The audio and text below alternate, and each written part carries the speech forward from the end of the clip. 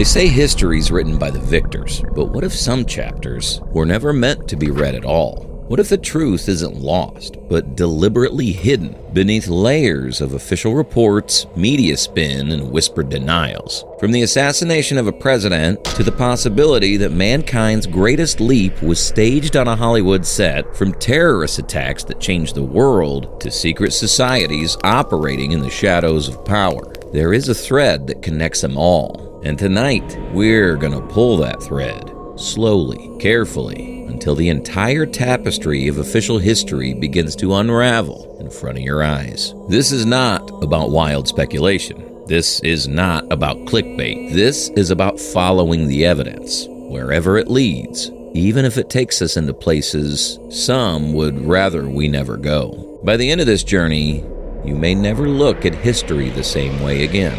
Dallas, Texas, November 22nd, 1963. The day was bright, the skies clear, and the motorcade rolled through the Dealey Plaza with the president smiling and waving. Then, gunfire. 3 shots officially, but ask the people who were there and you'll hear a different story. Some heard 4 shots. Some 5. Some swore they came not from the Texas School Bank Depository behind the president, but the grassy knoll ahead. Witnesses described seeing a puff of smoke, hearing sharp cracks echo between buildings, and feeling the panic ripple through the crowd. The Zapruder film, that shaky, silent reel of 8mm celluloid, captured the moment Kennedy's head snapped back violently and to the left. A movement that ballistics experts have argued over for decades. The official Warren Commission report says it was Oswald, alone, firing from the 6th floor window. But to make that work, they had to sell the single bullet theory. One bullet that supposedly passed through Kennedy's neck, entered Governor Connolly's back, shattered a rib, exited his chest, smashed through a wrist, and lodged in his thigh. All while emerging almost pristine on a hospital stretcher. This magic bullet is not just a point of mockery. It's the linchpin of the official story. Remove it, and the entire narrative collapses. That key was destroyed just 2 days later. On live television, nightclub owner Jack Ruby stepped forward and shot Oswald in the stomach as police led him through a hallway. Oswald cried out, "I'm just a patsy," and then he was gone. Ruby claimed it was an act of grief, a desire to spare Jacqueline Kennedy the pain of a trial. But FBI files show Rudy had known connections to organized crime. And more disturbingly, there were whispers of links to intelligence operatives. If Oswald had lived, would he have revealed a conspiracy? Or was his death simply the last act in a tightly scripted play? A trail of secrets. Over the decades, declassified files have revealed that Oswald was on the radar of the CIA long before the assassination, that he had defected to the Soviet Union, returned with ease, and was inexplicably hired at the book depository weeks before Kennedy's visit. In 1979, the House Select Committee on Assassinations concluded there was probably a conspiracy, but no definitive culprit was named. And even now, in the 21st century, certain documents remain sealed for national security reasons. The question is, whose security? From Dallas to the moon. 6 years later, America stunned the world again. Beautiful, just beautiful. This time with triumph. Neil Armstrong's One Small Step on July 20th, 1969, was broadcast live to over 500 million people. The Cold War space race was over. America had won. But for some, the victory seemed too perfect, too convenient, and too cinematic. The doubts began with anomalies in the photographs, shadows at impossible angles, a flag appearing to ripple in the airless vacuum, and an absence of stars in the sky. NASA explained each point. Shadows caused by uneven lunar terrain. The flag's movement, a result of being twisted into place, not wind. No stars. The camera exposure settings favored the bright lunar surface, washing out the dim starlight. Yet, the skepticism persisted, fueled by the fact that critical telemetry data, the raw, original record of the Apollo 11 mission, had been accidentally erased. If governments could hide the truth about the death of a president, could they fake humanity's greatest achievement? The moon landing, a Hollywood connection? One of the most persistent theories ties the Apollo 11 mission to a name few would expect, Stanley Kubrick. Fresh off directing 2001: A Space Odyssey, Kubrick had mastered realistic space visuals years before Apollo. Some theorists claim NASA approached him to help stage the lunar footage in a controlled environment. The theory points to subtle clues. Kubrick's meticulous attention to detail, his reputation for secrecy, and, most tantalizing, hidden references in his later films. In The Shining, Danny Torrance wears a knitted sweater depicting Apollo 11's rocket, the Saturn V. The room number, 237, is said to match the average distance from Earth to the moon in thousands of miles, 237,000. Kubrick never addressed these claims directly. Some say his silence was part of a secret deal. Others believe it was simply an inside joke. But whether you believe in a staged landing or not, one fact is undeniable. The Apollo missions unfolded during a period when public trust in government was crumbling. The 1970s, the age of doubt.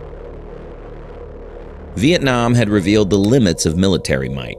Watergate exposed political corruption at the highest level, and the Church Committee in 1975 revealed that U.S. intelligence agencies had run covert operations, from overthrowing foreign governments to conducting mind control experiments on unwitting citizens. Suddenly, the idea that the government could deceive on a massive scale no longer seemed far-fetched. In that atmosphere of suspicion, older mysteries gained new traction. People began revisiting the JFK case, questioning the moon landing, and perhaps most chillingly, connecting these dots to a deeper, older web of power. The rise of the secret societies theory. Secret societies have existed for centuries. The Freemasons, the Skull and Bones Society, and, of course, the Illuminati. The Illuminati, founded in 1776 in Bavaria, claimed to promote Enlightenment ideals, free thought, and the separation of church and state.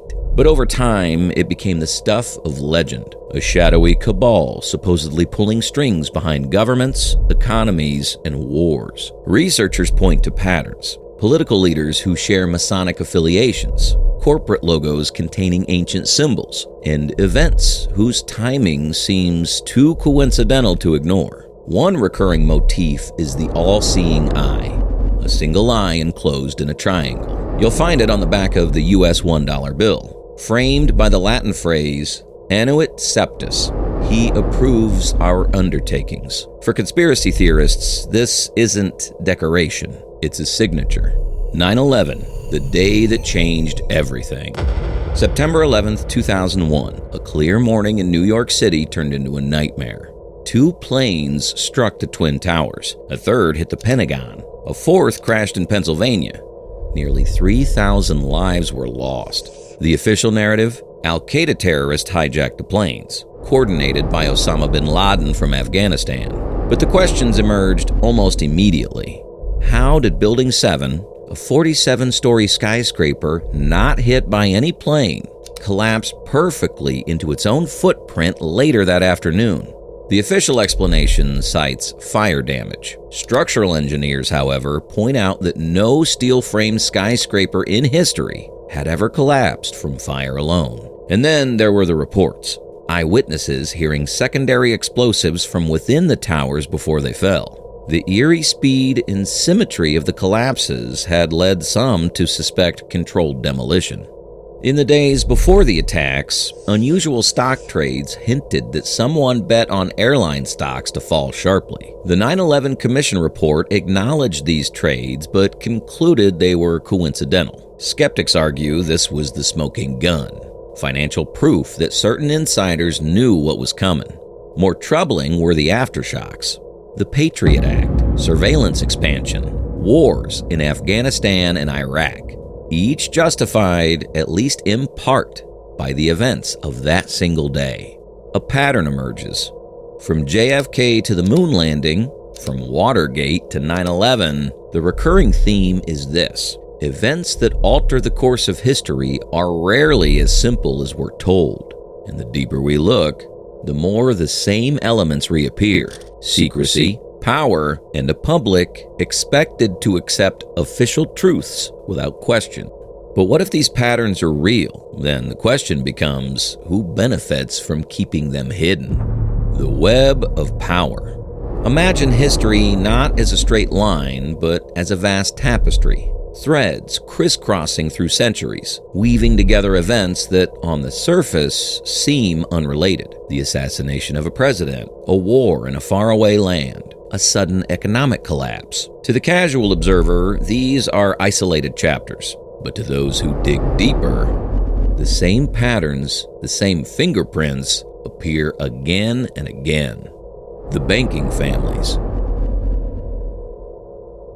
One of the oldest claims in the conspiracy world is that global finance is dominated by a handful of elite families: the Rothschilds, the Rockefellers, the Morgans. Their influence, according to researchers, is not just about wealth, but about shaping nations. Central banks, the very institutions that control a country's money supply, are often private entities, not truly public. The Federal Reserve in the United States, created in 1913, is a prime example. While it's described as a government body, its structure grants immense power to private banking interests. Critics argue that wars, depressions, and booms have been manipulated by those who profit from both chaos and stability. The phrase, "he who controls the money controls the world," begins to sound less like a cliché and more like a statement of fact. The energy cartel. In the 20th century, oil became the lifeblood of economies. Wars have been fought over it, governments toppled, and alliances forged in secrecy. The 1973 oil crisis revealed just how fragile global systems could be when supply was choked. Prices quadrupled in months, plunging economies into recession. Some analysts argue this wasn't merely a geopolitical accident, but a calculated move by an energy elite to reset markets and consolidate control. The media machine. Then there's the question of information. 6 major corporations control the vast majority of news and entertainment in the Western world. This means that the narratives shaping public perception, whether about war, politics, or social issues, can be filtered, framed, or even buried entirely. In 1975, the Church Committee uncovered Operation Mockingbird, a CIA program to infiltrate media organizations and influence reporting. If that was happening 50 years ago, what might be possible today in an era where news cycles move at the speed of a tweet? From the past to the present, every major event, from the sinking of the Lusitania in 1915 to the Gulf of Tonkin incident in 1964, has been accompanied by a single question: was the public told the truth? The answer, time and again, appears to be not entirely. Sometimes for national security, sometimes to protect powerful interests, and sometimes for reasons that remain unknown. And this is where the theories converge into the idea of a shadow government, or deep state, operating behind the facade of elected officials. Symbols in plain sight. To believers in the Illuminati narrative, symbols are the breadcrumbs they leave behind. The all-seeing eye, the pyramid, the obelisk. These ancient shapes appear not just in Washington, D.C.'s architecture, but in corporate logos, music videos, and even children's programming. Skeptics dismiss this as pareidolia, the human brain's tendency to find patterns where none exist. But believers counter. If these symbols meant nothing, why are they so consistently used by those in positions of influence? A world more connected than we think. It's easy to see these scattered stories: a murder in Dallas, a flag on the moon, a building collapsing in New York. But once you start to see them as connected, the question shifts from "did it happen?" to "why are we being told it happened this way?" History, as George Orwell wrote, is controlled by those who write it. And when the same hands write the record, control the money, own the energy, and broadcast the news, the truth becomes less about what is and more about what we are allowed to believe. The roots of secrecy. Long before the term Illuminati became a pop culture trope, secret societies existed in Europe. The Knights Templar in the 12th century, the Rosicrucians in the 17th, and the Freemasons throughout the Enlightenment. Each had their own symbols, rituals, and networks of influence. But in 1776, in the Bavarian region of what is now Germany, a law professor named Adam Weishaupt found a group that would ignite centuries of speculation: the Order of the Illuminati. Their stated mission was to promote reason, challenge religious and political oppression, and create a society guided by enlightened principles. To achieve that, they infiltrated other organizations, recruiting influential members who could push forward their vision from within. Authorities caught on quickly. By the late 1780s, the group was officially banned. But here's the question: does a network of powerful individuals ever truly disappear? Or does it simply go underground, from the ashes? Some historians argue the Bavarian Illuminati was short-lived and irrelevant. Others point to the French Revolution, just a few years later, as the first great social upheaval where their fingerprints can be found. It's said that certain revolutionary leaders used Illuminati principles to dismantle monarchy and church authority. Whether or not the group itself survived, its ideas, the concentration of power in the hands of the few, operating in secrecy, seem to have been carried forward by those in banking, politics, and philosophy.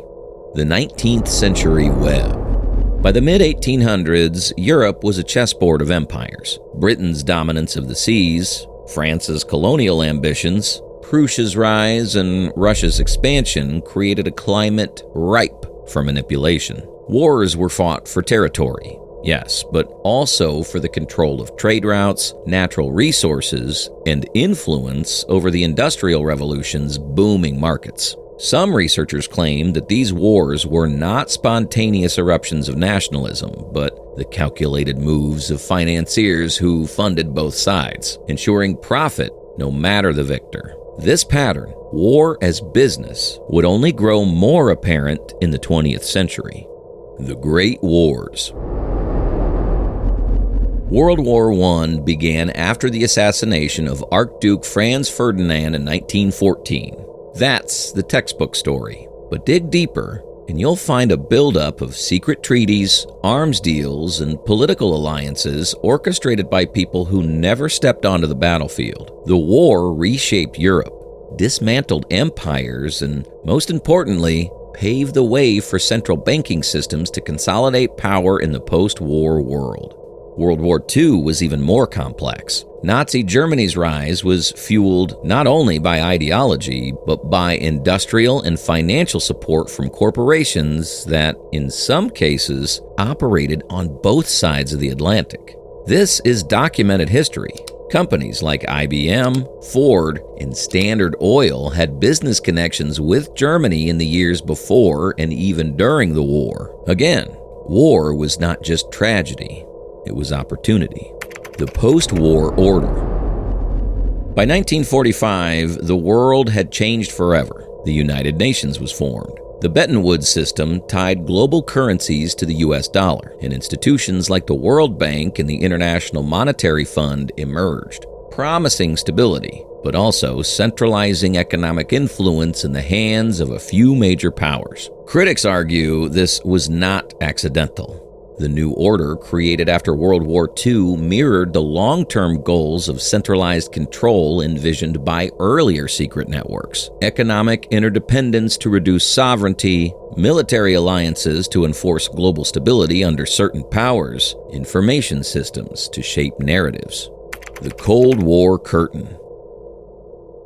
The Cold War appeared to be a battle of ideologies. Capitalism versus communism. But for half a century, proxy wars were fought across Asia, Africa, and Latin America, while arms races funneled trillions into defense industries. Behind the scenes, the same players, financiers, industrialists, and intelligence agencies kept the machinery running, regardless of which flag was flying over the capital. From coups in Iran and Chile to covert operations in Afghanistan, the fingerprints of this hidden web are visible to anyone willing to connect the dots.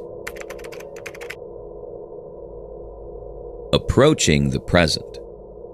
By the end of the 20th century, globalism was no longer theory, it was reality. Trade agreements like NAFTA, the creation of the European Union, and the rapid growth of the internet tied the world together in ways never before possible. But with interconnection came vulnerability. Economic collapses in one region could ripple worldwide. A narrative in one media hub could shape public opinion on another continent overnight. And those who understood and controlled these systems had more influence than kings or emperors of the past. The turning point of a generation. On September 11, 2001, the world watched in shock as the Twin Towers fell. The official narrative was clear within hours. A coordinated terrorist attack by Al-Qaeda, masterminded by Osama bin Laden. But almost immediately, questions emerged. Why did certain intelligence warnings go unheeded? Why did Building 7, a skyscraper not hit by a plane, collapse in near free fall speed? And how did this tragedy so swiftly pave the way for sweeping legislation, wars in multiple countries, and unprecedented expansion of government surveillance powers? Whether you accept the official version or suspect deeper involvement, the results were undeniable. The event reshaped the geopolitical landscape and gave those in power the perfect justification to tighten control. The surveillance state. Within weeks, the U.S. passed the Patriot Act, a law that dramatically expanded the government's ability to monitor communications, financial transactions, and even personal travel. Surveillance technology that once would have been considered unthinkable became normalized. Your phone calls, emails, and online activity could now be stored, analyzed, and linked to vast databases without your consent. Edward Snowden's revelations in 2013 confirmed what many had feared. Intelligence agencies like the NSA had created a system of global surveillance, tapping into the data of billions of people, allies and adversaries alike. And behind the government contracts, private corporations, tech giants, and defense contractors, all profiting from the data economy. The merging of powers. Traditionally, political leaders, corporate executives, and intelligence chiefs operated in separate domains. But the 21st century saw the blurring of these boundaries. Former intelligence officials moved into executive roles at major tech companies. Corporate lobbyists shaped legislation in ways that benefited the very industries they represented. And think tanks, funded by both governments and private interests, began to craft the policies that would define the century. This fusion of influence means accountability is harder than ever to demand. When you can't tell where government ends and corporate power begins, who do you hold responsible? The financial web tightens. The 2008 global financial crisis exposed just how interconnected and fragile the system had become. Risky mortgage-backed securities collapsed. Banks teetered on the brink, and millions lost homes, jobs, and savings. Yet, the institutions responsible for the crisis received massive bailouts, while average citizens faced austerity measures. It was a stark demonstration of the principle. Profits are privatized, losses are socialized, and behind those bailouts, the same network of central banks and financial elites who, critics argue, have quietly steered economic policy for over a century. Technology as the new battleground. In the 2010s, technology became not just a tool, but the battlefield itself. Social media platforms, search engines, and streaming services shaped how billions of people consumed information. The power to algorithmically amplify certain narratives and bury others gave these companies influence on par with governments. Fake news, misinformation, and coordinated bot campaigns blurred the line between truth and propaganda. Elections could be swayed not by tanks and soldiers, but by trending hashtags and viral videos. And once again, The trail leads back to those who control the infrastructure, a handful of multinational corporations whose CEOs meet behind closed doors with political leaders, setting agendas far from public view. Global control. From the Arab Spring to Brexit, from the rise of populist leaders to the COVID-19 pandemic, the last decade's been defined by moments that test global systems. Each crisis brought calls for more regulation, more centralized decision-making, and more technological oversight. In the name of security, entire populations adapted to QR codes for movement, digital health passes, and contact tracing apps. To some, these were necessary tools to combat a health emergency. To others, they were a preview of a permanent digital ID system, a mechanism for controlling not just movement, but access to services, employment, and even financial accounts.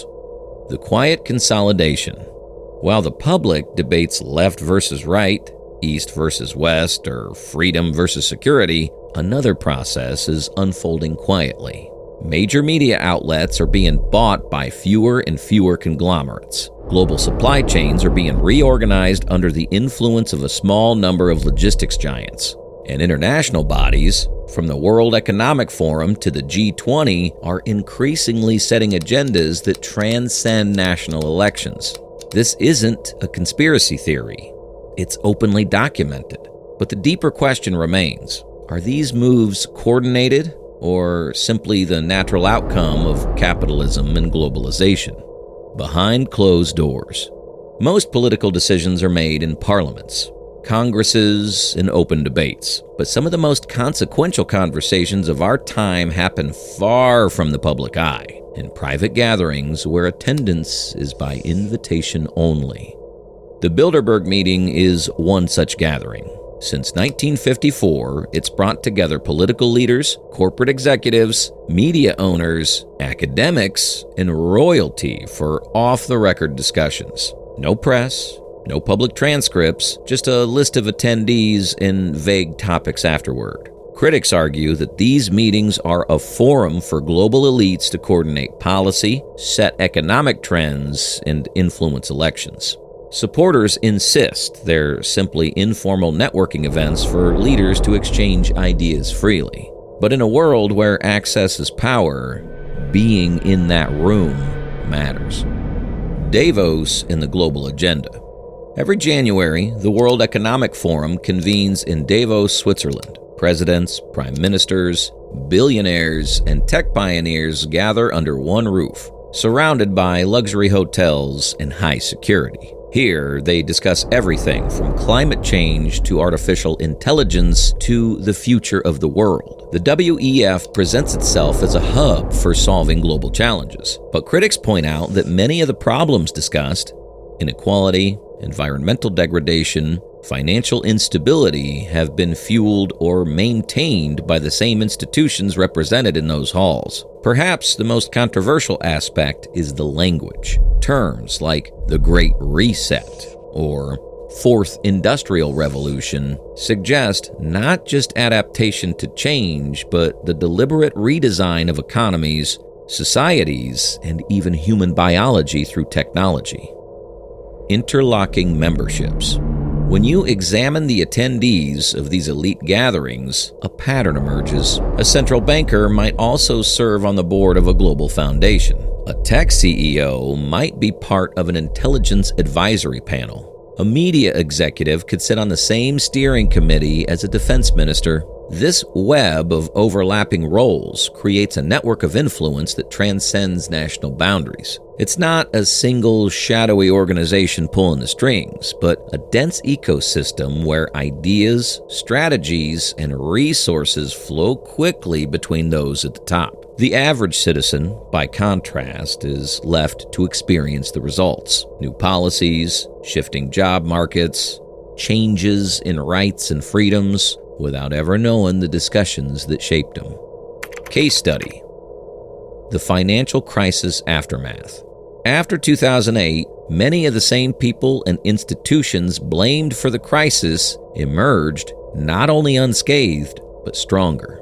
Banks deemed too big to fail became even larger through mergers and acquisitions. Investigations revealed that meetings between central bankers, finance ministers, and banking executives had occurred in the months leading up to the key bailouts. Were these coordinated rescue efforts or carefully managed consolidations of power?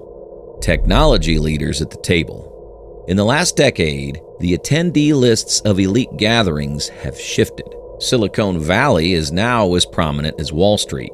Artificial intelligence pioneers, social media founders, and biotech CEOs sit alongside presidents and generals. Their presence signals a truth. In the 21st century, technological control is as powerful as financial control, perhaps more so. If you can influence what billions of people see, search, and share, you shape culture itself. And if you can analyze their data in real time, you can predict and influence their decisions before they make them. The narrative managers. It's not just politicians and tech CEOs who shape the world. Editors-in-chief of major newspapers, heads of global news agencies, and influential media producers also appear at those meetings. Their job, in theory, is to inform the public. But if the same small group of individuals controls both the flow of information and the decision-making tables where strategies are formed, the risk of coordinated messaging increases. In such a scenario, the lines between journalism and public relations begins to blur. The question of accountability. Defenders of these private gatherings argue that powerful people need space to talk candidly without public pressure. Critics counter that decisions made without transparency erode democracy. History offers examples of both. Moments where discreet diplomacy avoided disaster, and moments where backroom deals undermined entire nations. But the key issue remains. We, the public, rarely know which is which until years later, if ever. So far, we've explored events, institutions, and networks that are visible, if you know where to look. But there's another layer, one that moves in symbols, rituals, and coded language. Symbols that speak without words. Throughout history, rulers and movements have left their mark in more ways than laws and speeches. They've embedded their identity into art, architecture, currency, and even the alignment of cities. Symbols, unlike speeches, can last centuries and can be recognized instantly without translation. One such symbol is the all-seeing eye, most famously on the reverse side of the US dollar bill. To most, it's a decorative pyramid topped by a radiant eye. To historians, it traces back to ancient Egypt's Eye of Horus, a representation of divine providence and protection. But its modern replacement, alongside the Latin phrase Novus Ordo Seclorum, New World of the Ages, has fueled endless speculation. The Bavarian Beginning. The story often starts in 1776, not in Philadelphia, but in Ingolstadt, Bavaria. Here, Adam Weishaupt, a professor of law, founded the Order of the Illuminati. His vision was to create a network of thinkers and influencers dedicated to Enlightenment ideals, reason, secularism, and the overthrow of superstition and tyranny. Membership was secret, structured in ranks, and infiltrated universities, salons, and even Masonic lodges. By the late 1780s, the Bavarian government, fearing subversion, banned the order and hunted its members. Officially, the Illuminati were dissolved, but the idea and the name lived on. From disillusion to myth. Over the next 2 centuries, Illuminati became a catch-all label for hidden powers allegedly manipulating global events. The French Revolution, some claimed their hand was there. The rise of revolutionary movements across Europe, again, whispers of Illuminati influence. By the 20th century, the term had leapt into popular culture. Novels, films, and conspiracy theories. And while most historians agree the original order was short-lived, certain patterns keep the legend alive. Elite secrecy, interlocking networks, and the persistent recurrence of ancient symbols in modern institutions. Masonic crossroads. Freemasonry, Another centuries-old fraternity has often been linked, rightly or wrongly, with Illuminati narratives. Masonic lodges share the emphasis on secrecy, ritual, and symbolic architecture. 18th century records show confirmed cross-membership between Freemasons and Illuminati. While mainstream Masonry today is largely a philanthropic organization, critics argue that high-degree members may still wield disproportionate influence in politics and business. It's the dual nature, a public charitable face and a private inner circle, that fuels speculation. Pop culture's strange obsession. In recent decades, musicians, actors, and fashion designers have openly played with Illuminati imagery. Music videos featuring pyramids, checkerboard floors, or the one-eye pose. Award shows with elaborate stage designs echo Masonic temples. Some dismiss this as mere marketing. Controversy sells, but others see it as a deliberate normalization, introducing powerful symbols to billions under the guise of entertainment, so they become part of the cultural wallpaper. Why symbols matter. A symbol can serve multiple purposes at once. To the uninitiated, it's decoration.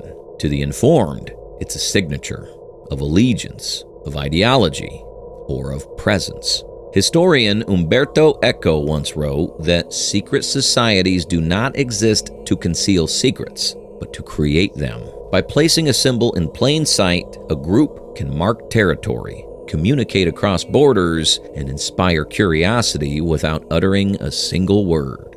Documented cases of symbolic power.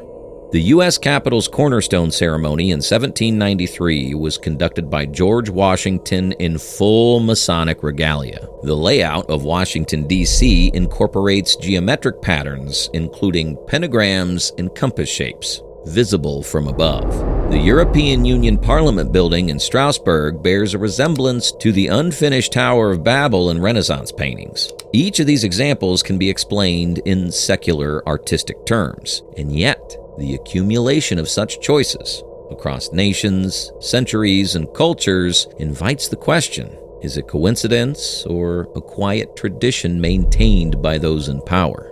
Into the modern day. Today, Illuminati is as much a meme as a theory. But behind the internet jokes lies a real, documented history of secretive networks shaping ideas, symbols carrying layered meanings, and elite meetings beyond the public's gaze. Whether the name is literal or metaphorical, the core concern remains the same. Who holds influence? How is it exercised? And why are some of the most powerful always drawn to secrecy? Networks without borders. When we talk about influence in the modern age, it's easy to picture politicians, CEOs, or celebrities. But the real networks often operate far from the cameras, built on trust, shared background, and mutual benefit. The power is not in a single meeting. It's in decades of cultivated relationships. From exclusive alumni groups to invitation-only conferences, these gatherings create informal alliances that can outlast entire governments. The Bilderberg meetings. Since 1954, political leaders, corporate executives, and royalty have gathered annually under the name Bilderberg. The first meeting took place in the Netherlands, at the Hotel de Bilderberg, hence the name. The stated purpose? To foster dialogue between Europe and North America. No press is allowed inside. No detailed minutes are published. The guest list includes heads of state, bankers, media moguls, and academics. Critics argue that the secrecy fuels suspicion, especially when policy shifts often align with topics rumored to have been discussed there. The Council on Foreign Relations and the Trilateral Commission. In the United States, the Council on Foreign Relations, CFR, has been a hub for foreign policy discussions since 1921. Its membership list reads like a who's who of diplomacy, intelligence, and finance. Similarly, the Trilateral Commission, founded in 1973, brings together leaders from North America, Europe, and Asia. Both organizations publish reports and host public events. Yet, their closed-door sessions are where the real influence is believed to be wielded. shaping consensus long before policies are announced. Private wealth and philanthropy. Modern influence isn't just about political office. It's also about resources. Philanthropic foundations, funded by billionaires, can shift research priorities, public health strategies, and even educational curricula. Unlike governments, they face little democratic oversight. Critics point to instances where foundation-led initiatives became de facto policy without public debate. Supporters argue that private wealth can act faster and more effectively than bureaucratic states. Information control.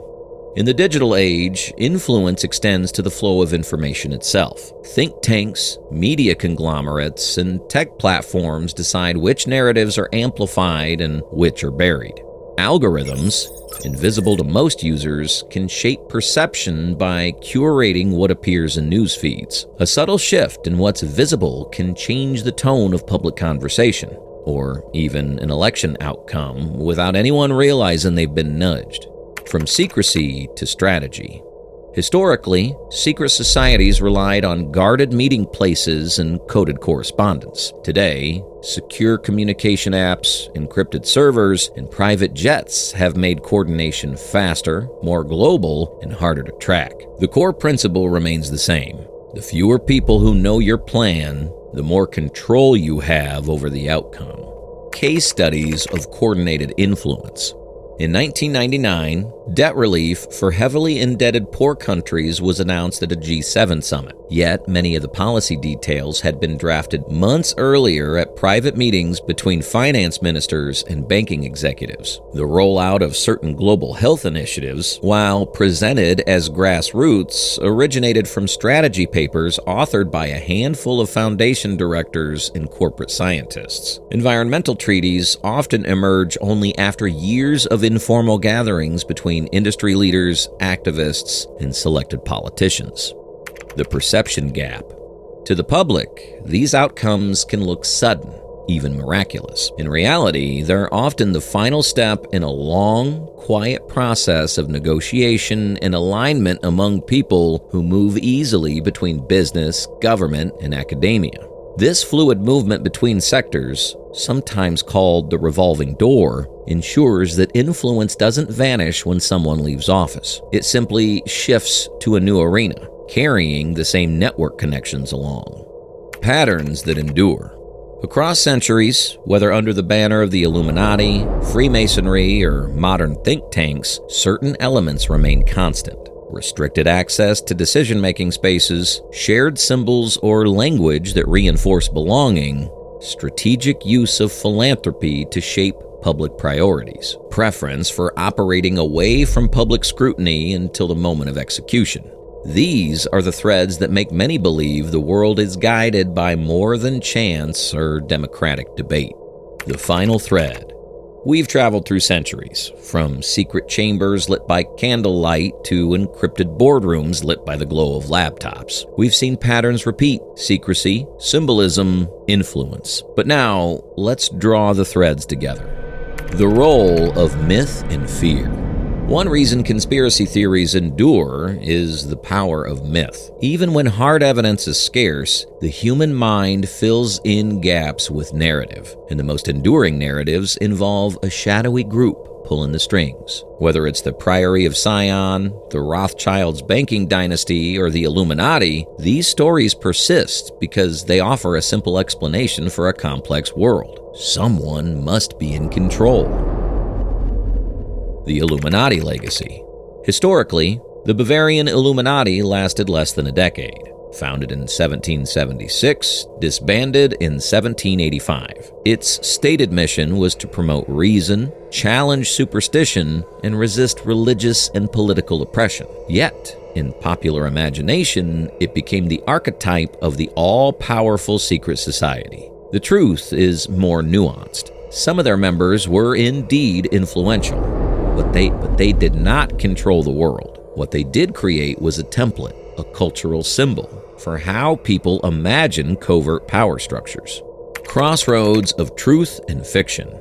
Here lies the challenge for any investigator, separating verifiable acts from seductive fiction. It's not enough to dismiss every theory as paranoia. History gives us real examples of covert alliances that shaped events, but it's also dangerous to accept every claim without scrutiny, because falsehoods can distract from genuine threats. The digital amplifier. Today, the internet has given conspiracies new life. A rumor that once took weeks to spread can now go global in minutes. Forums, social media, and video platforms allow fragmented pieces of information, some true, some false, to merge into compelling but misleading narratives. In this landscape, influence is not only wielded by political leaders or corporate executives, but also by skilled storytellers who can capture millions from a bedroom with a laptop. Modern secrecy versus transparency. Governments and corporations increasingly claim to value transparency. Annual reports, declassified documents, live stream debates. These create the appearance of openness. The most consequential decisions still tend to be made away from the public eye. Why? Because public consensus is messy, slow, and unpredictable. Behind closed doors, agreements can be reached swiftly, but at the cost of public trust. The question of control. So, is there a single group controlling the world? The evidence suggests something more complicated. A shifting web of alliances, sometimes competing, sometimes collaborating, always seeking advantage. In this web, influence is currency, access is power, and secrecy is both a shield and a weapon. Lessons from history. If history teaches us anything, it's that unchecked power, whether in the hands of a monarch, a secret council, or a multinational board, will eventually be challenged. The balance of power is never static. It's a pendulum. But as long as humans value control and advantage, the impulse to form exclusive networks will remain. Your role in the story. Every viewer, every citizen, plays a role in this ongoing drama. The more you question, research, and verify, the harder it becomes for any one narrative, true or false, to dominate. Knowledge is leverage, and in the age of information, leverage is everything.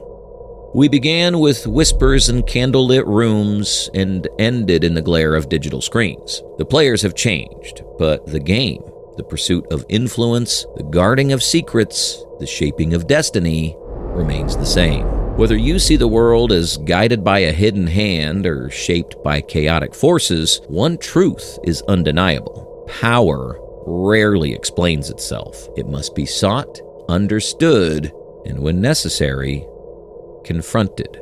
If this journey through history's greatest conspiracies has made you think differently, or if you've learned something new, share it, discuss it, challenge it, and if you want to keep exploring the shadows with us, subscribe, because the next story may already be unfolding.